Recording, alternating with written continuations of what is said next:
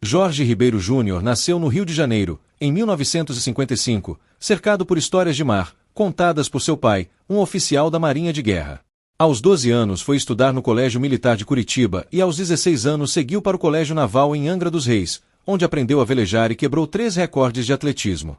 Embora reconhecesse que o ensino das escolas militares era de excelência, seu espírito ansiava por enxergar novos horizontes. Pensava em seguir a bússola do seu coração, e via nos oceanos um gosto de liberdade. Mas sua trajetória parecia já estar traçada, antes mesmo que pudesse escolher seu primeiro rumo.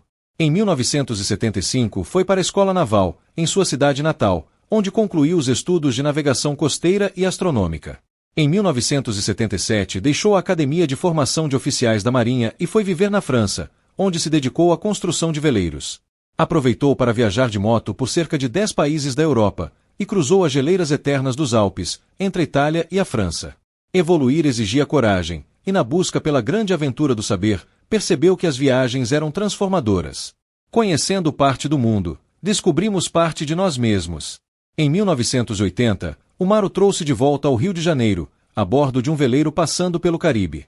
Logo depois fundou a Escola de Navegação à Vela Pegasus, com o nome inspirado na mitologia grega. Em 1983, foi contratado para levar um veleiro, do Rio de Janeiro até a Grécia. Parece que os deuses gregos ouviram suas preces. Há muito tempo sonhava seguir os passos de Ulisses, e queria escrever sua própria Odisseia.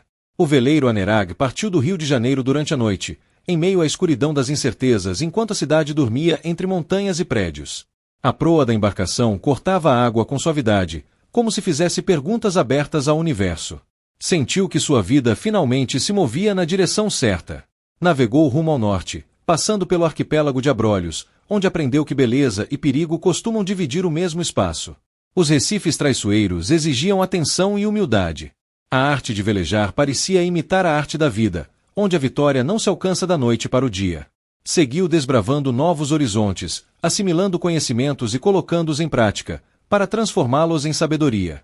Chegou a Fernando de Noronha, um paraíso conhecido como a Esmeralda do Atlântico, com suas águas cristalinas e esverdeadas, que não cabiam em palavras. Ao se despedir do Brasil, Jorge sentiu um leve frio na barriga, que denunciava a eterna luta entre seus medos e sonhos. Mas, como dizem, não atravessa oceanos quem teme perder a costa de vista. O rumo para Dakar veio acompanhado da época dos furacões. Dias longos de calmarias acima da linha do Equador, e dias mais tempestuosos com ondas que pareciam muralhas.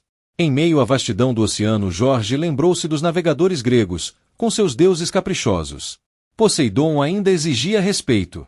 Depois de 11 dias sem ver terra, percebeu no horizonte o clarão da capital do Senegal, que surgia como promessa de descanso. Mas sabia que ali nasciam os terríveis furacões, que provocam destruições no Caribe todos os anos. O mar é um mestre severo ao impor suas lições, e não demorou, para que um tornado surgisse com violência inesperada. O veleiro gemeu por todos os poros, o mastro rangia e as velas foram todas rasgadas. A água salgada varria o convés de proa a popa e invadia o interior da cabine. Por instantes, Jorge acreditou que ali terminaria sua busca. Curiosamente, não sentiu medo da morte, mas da incompletude. Pensou em tudo o que ainda não havia vivido. Durante o confronto com as forças descomunais da natureza, a embarcação resistiu milagrosamente, e Jorge percebeu que a diferença entre o possível e o impossível era a quantidade de luta que estamos dispostos a travar pelos seus sonhos. As avarias sofridas não significavam o fim, mas um convite à superação. Continuou em frente, velejando até o arquipélago das Canárias. Desembarcou na ilha de Tenerife, onde escalou os mais de 3.000 metros do vulcão Pico del Teide. Queria ficar acima das nuvens, para agradecer aos céus por ter sobrevivido ao violento tornado. Entre a Ilha da Madeira e a entrada do Mediterrâneo, o veleiro parecia cavalgar suavemente sobre as ondas, deslizando sob um manto estrelado, que parecia dissolver o tempo e o espaço. A experiência era surreal, longe da civilização e em pleno contato com a natureza. Isso fez com que Jorge se sentisse como parte de algo maior, não como indivíduo grandioso, mas como uma gota consciente no oceano da existência. O veleiro deixava um rastro fluorescente, ao agitar os plânctons em sua passagem. Esse fenômeno natural é conhecido como bioluminescência marinha. Próximo a Gibraltar, mais uma tempestade o surpreendeu, transformando o mar em caos. Ventos gritavam e ondas se quebravam como sentenças. Após um dia inteiro de luta pela vida, ele conseguiu se abrigar no porto de Cádiz, onde sentiu o peso da história. Civilizações e impérios haviam surgido e caído, mas o mar permanecia indiferente e eterno.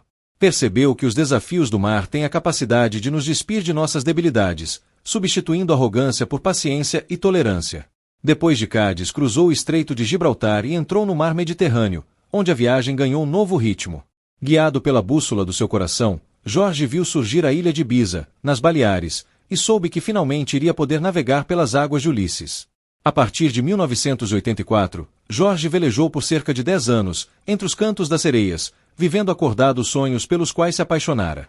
Passou pela Córcega, terra de Napoleão, e seguiu para o litoral italiano, Nápoles, Capri e as Ilhas Sirenusas, junto à costa amalfitana, onde Ulisses teria se deparado com as sereias. Jorge refletiu que talvez as sereias não fossem monstros, apenas símbolos das distrações que afastavam os homens de seus propósitos. Pela primeira vez, sentiu-se mais próximo da mitologia grega, não como fantasia, mas como metáfora viva. No meio da noite surgiu o vulcão Stromboli, como se fosse um farol, cuspindo fogo a cada 2 minutos. E quando finalmente o veleiro chegou a Ítaca no Mar Jônico, Jorge percebeu que a terra de Ulisses não era um destino geográfico, mas um estado de espírito. Não houve fogos, nem euforia. Apenas um silêncio profundo. Jorge desceu do barco e tocou a terra com reverência, como um gesto de humildade e respeito, exatamente como Ulisses costumava demonstrar em relação aos deuses. Ele não buscava Ulisses como um herói distante, mas como espelho. Não havia cruzado o oceano para encontrar respostas fora de casa, mas para desaprender suas crenças limitantes. O capitão Jorge Ribeiro pôde enfim respirar o silêncio da embarcação guerreira repousando em águas abrigadas, sob a proteção dos deuses gregos. Sua viagem no tempo e no espaço foi uma jornada de crescimento pessoal. Conseguiu finalmente temperar o rigor da vida com o sal da liberdade que o mar lhe oferecia. Assim como as gotas de chuva, que retornam ao oceano sem deixar de ser água, Jorge havia encontrado seu lugar no mundo sem perder sua essência. Em 1995, aos 40 anos, Jorge afastou-se do mundo náutico e foi viver com a família no Paraná, onde cursou engenharia civil na Universidade Estadual de Londrina. Hoje, em 2025, o homem que aprendeu a ler as estrelas para navegar em busca de sua própria alma, constrói lares em terra firme no litoral sul do Brasil, olhando para o mar e revivendo suas memórias salgadas. Transcender é, acima de tudo, o ato de navegar em direção a si mesmo.